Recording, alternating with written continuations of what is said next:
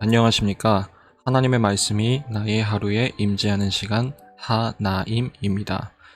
매일 저녁 9시 함께 말씀을 묵상하고 하나님의 임재를 경험하는 귀한 시간 되었으면 좋겠습니다. 묵상을 마치고 댓글란에 묵상 완료했습니다 라고 간단한 적용과 함께 댓글 달아주셔서 매일매일 정한 시간 함께 말씀을 묵상해 나아가는 중고등부 되었으면 좋겠습니다. 네, 오늘은 마태복음 11장입니다. 우리 다 같이 성경을 펴서 천천히 함께 따라 읽도록 하겠습니다. 예수께서 12제자에게 명하기를 마치시고 이에 그들의 여러 동네에서 가르치시며 전도하시려고 거기를 떠나 가시니라. 요한이 옥에서 그리스도께서 하신 일을 듣고 제자들을 보내어 예수께 여짜오되 오실 그이가 당신이오니이까 우리가 다른 일을 기다리오리이까. 예수께서 대답하여 이르시되 너희가 가서 듣고 보는 것을 요한에게 알리되 맹인이 보며 못 걷는 사람이 걸으며 나병 환자가 깨끗함을 받으며 못 듣는 자가 들으며 죽은 자가 살아나며 가난한 자에게 복음이 전파된다 하라. 누구든지 나로 말미암아 실족하지 아니하는 자는 복이 있도다 하시니라. 그들이 떠나매 예수께서 무리에게 요한에 대하여 말씀하시되 너희가 무엇을 보려고 광야에 나갔더냐. 바람에 흔들리는 갈대냐. 그러면 너희가 무엇을 보려고 나갔더냐? 부드러운 옷 입은 사람이냐? 부드러운 옷을 입은 사람들은 왕궁에 있느니라.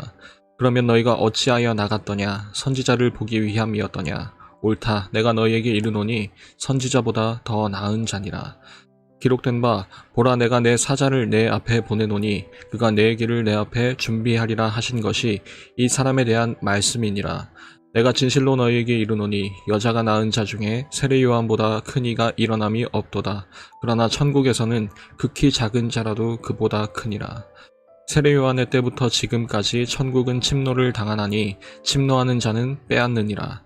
모든 선지자와 율법이 예언한 것은 요한까지니 만일 너희가 즐겨받을진대 오리라 한 엘리야가 곧 이 사람이니라. 귀 있는 자는 들을지어다.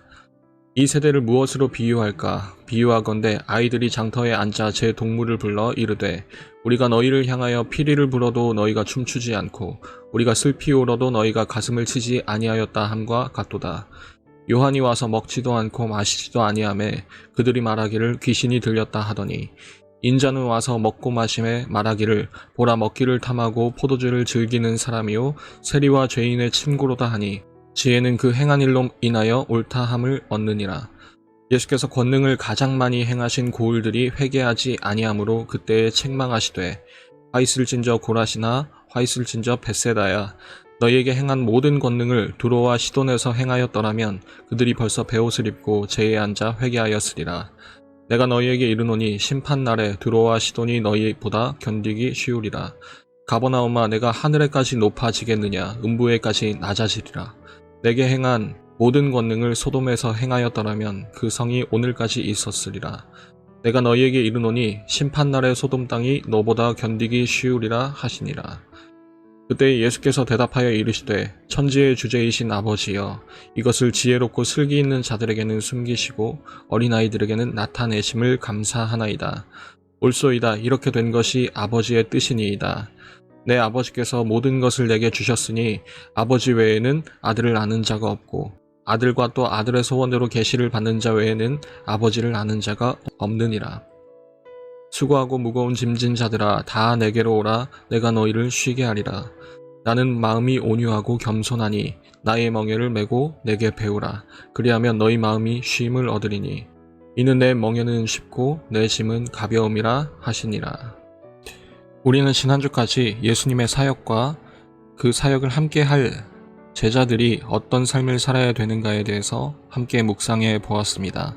그리고 오늘 11장 1절에서 말하듯 이제부터 그 가르침대로 그 방향대로 예수님과 제자들이 본격적으로 사역을 시작하시게 될 겁니다. 그런데 갑자기 우리에게 잊고 지냈던 한 이름이 오늘 11장에서 등장합니다. 바로 광야에서 회개하라 라고 외쳤던 세례 요한입니다. 헤로드 왕에게 세례 요한은 체포당하고 감옥에 있는데 그 세례 요한이 벼랑간 등장하더니 자기 제자들을 예수님께 보내어 질문을 하고 있는 거죠. 그 질문은 3절에 이렇게 기록되어 있습니다. 오실 그분이, 그 메시아가, 그 구원자가 진짜 당신이 맞으십니까? 만약 아니라면 우리가 다른 메시아를 또 기다려야 되겠습니까? 여러분, 이게 무슨 뜻일까요? 어떤 부분인지는 정확히 잘 모르겠지만 그 대단한 세례 요한도 지금 예수님을 향해서 이 부분이, 어떤 특정한 부분이 예수님께서 진정한 메시아가 맞는지 아닌지 확신이 안 된다는 말이겠죠. 정확히 무엇 때문이라고 성경은 구체적으로 기록하고 있진 않지만 분명 어떤 부분에선가 예수님의 모습이 자신이 그려왔던 구원자의 이미지와는 달랐던 것 같아요. 그래서 그 귀결은 아마도 실족이라고 성경은 기록하고 있는 것 같습니다. 그래서 예수님은 6절에 이렇게 말씀하십니다. 누구든지 나로 말미암아 실족하지 아니하는 자는, 나로 말미암아 만족할 수 있는 자는 복이 있도다, 행복한 자다 라고 말이죠. 여기서 우리 눈에 들어오는 두 표현이 있습니다. 첫째는 나로 말미암아 라는 표현이고, 둘째는 복이 있도다 라는 표현입니다. 10장에서 제자들이 겪게 될 핍박과 고난, 미움의 원인은 다른 것이 아니었습니다.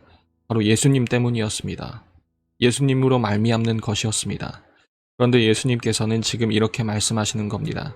나 때문에, 내 이름으로 인해서 실족하지 않는 자, 넘어지지 않는 자는 행복한 자라고 말입니다.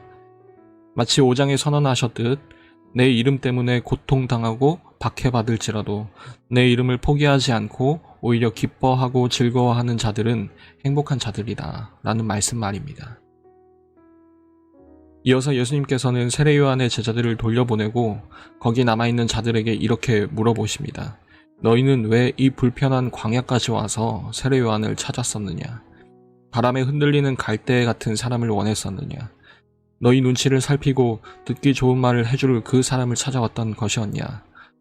아니면 저 부드러운 옷을 입은 사람처럼 고상하고 세련된 사람을 찾아왔던 것이었냐? 그게 아니라 선지자를 찾아왔던 것 아니었더냐? 하나님의 말씀을 듣고 그 뜻을 듣고 그 말씀과 뜻에 순종하길 원해서, 엎드리길 원해서 이 불편한 광야로까지 온 것이 아니었더냐? 그렇다면 그 선지자보다 더 뛰어난 나의 선포에 대해서는 어떻게 할 것이냐 라고 물어보시는 겁니다. 여러분, 이 말은 마치 지금 우리에게도 똑같이 이렇게 들리는 것 같아요. 너희는 지금 그런 단호한 하나님의 뜻을 듣고 순종하기 위해 이 불편한 수고까지 감내해내고 있는데 왜 아직도 너희는 여전히 하나님의 나라와 그 통치에 대한 인정보다는 너희 자신의 목적을 우선시하고 있니? 라고 말입니다.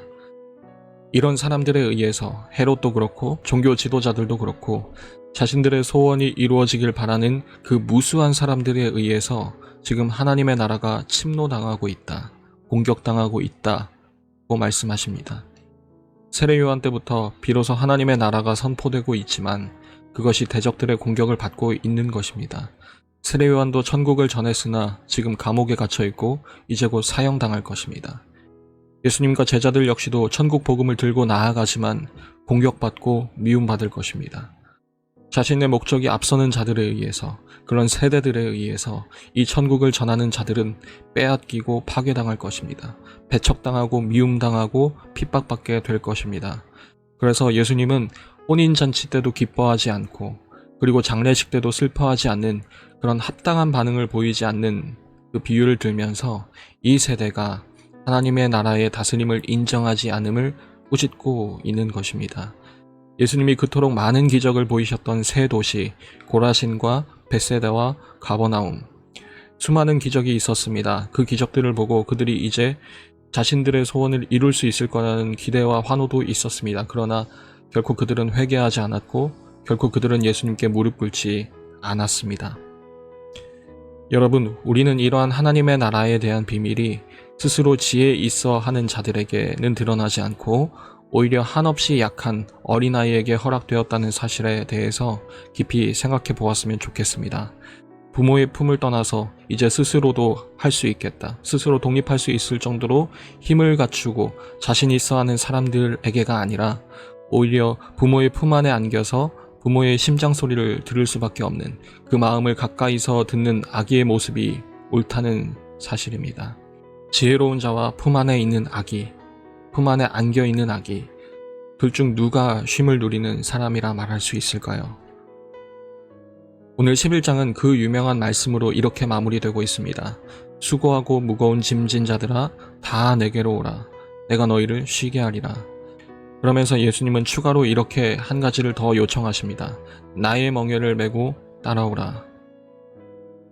우리는 멍에를 부정적으로 생각하죠. 왜냐하면 그것은 마치 노예처럼 자기가 원하지 않는 짐을 져야 할 때 매는 것이기 때문입니다. 그런데 그것을 원한다면, 내가 그 짐 지기를 원한다면 어떨까요? 멍에는 짐을 쉽게 운반하기 위해 만들어진 것입니다. 그렇기 때문에 져야 할 짐이 있다면 멍에가 있는 편이 더 좋습니다. 내가 지고 싶어 하는, 옮겨야만 하는 그런 짐이 있다면 멍에가 있는 것이 더 나은 것입니다. 그리고 그 멍에의 정체는 예수님께서 이렇게 말씀하십니다.